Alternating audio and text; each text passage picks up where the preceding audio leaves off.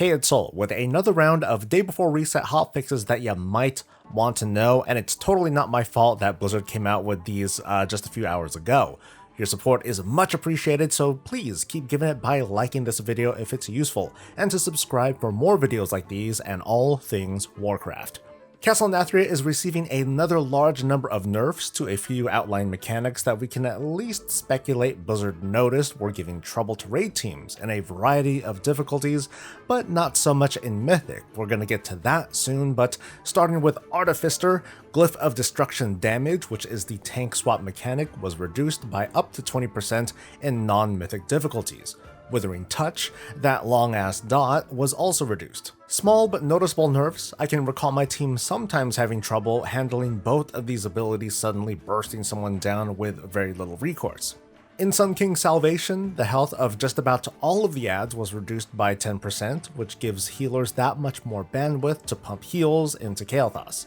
For Nerva Darkbane, it looks like there are going to be fewer bottles to catch, but that depends on your raid size. Animal Web also does less damage based on raid size. Shared Suffering does less damage for small raid sizes. And the two adds that spawn in normal and heroic difficulties have lower health. Overall, targeted nerfs and tuning for small raid sizes.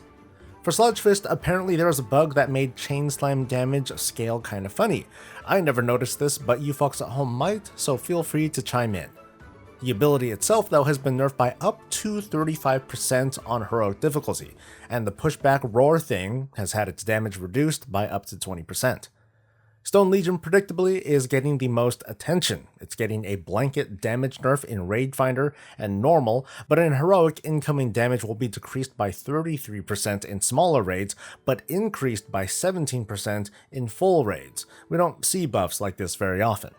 But on Mythic, adds have their health decreased by roughly 10% to help those struggling guilds push forward.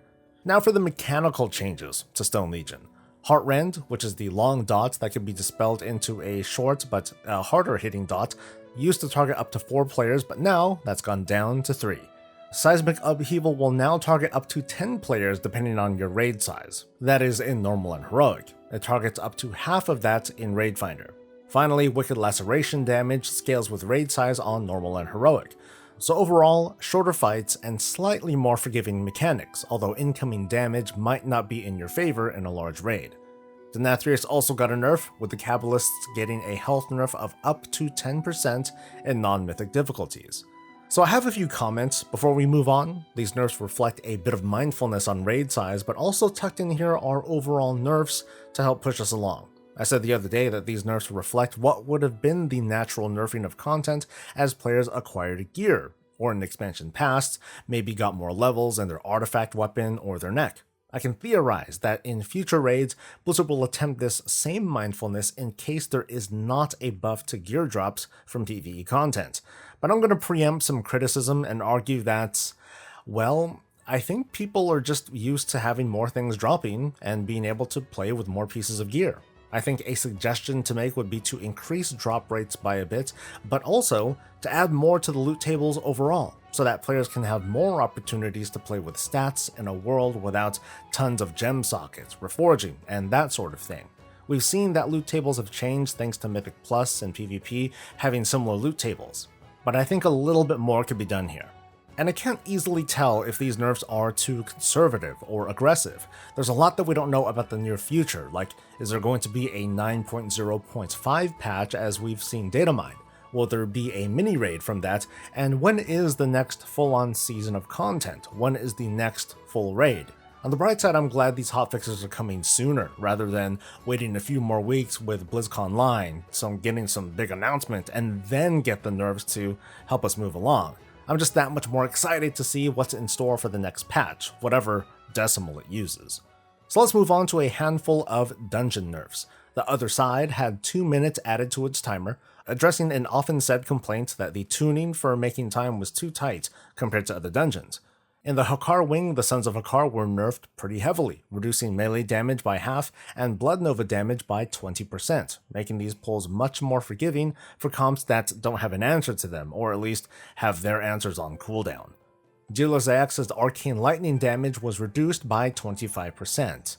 And now's a good time to remind you that I don't play at like a super high level. I cleared a 12 for the first time in time just before this recording, so go me, but I'm saying this now because before reading this, I had no idea what this ability was, so whoops. Over in Necrotic Wake, Nalthor the Rhymebender's buff after saving that one Kyrian had its duration doubled, making me wish that tanks could get sucked into that phase too. In Spires of Ascension, Ventinex's Darkside Dot had its duration reduced to 15 seconds, down from 20. And in Theater of Pain, Zav the Unfallen, that big guy with the banners, had its health reduced by 10%. Unlike Castle Nathria, which will be virtually deprecated as soon as the next season begins, Mythic Plus needs some of this regular tuning to kind of, flatten out difficulties between dungeon types. But of course the logic goes halfway out the window once you consider affixes. That's why it was sort of unusual to see the number of nerfs from the other week. This week's nerfs are no doubt helpful, but are more on the conservative side. We're still not done though, there are a handful of PvP changes to look out for too.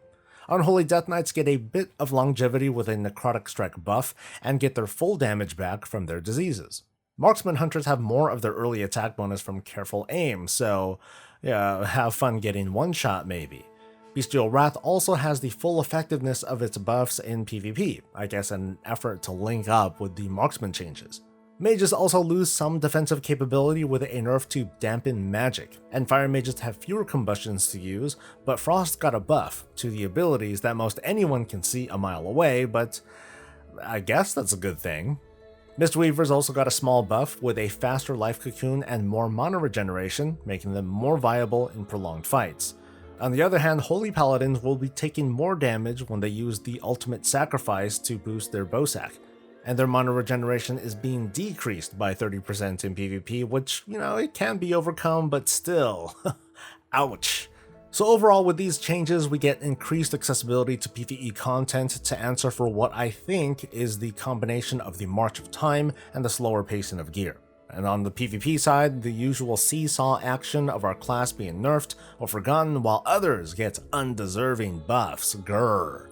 But what do you think of these changes? Will this change your strategy of how to handle dungeons, raids, PvP, or your subscription status?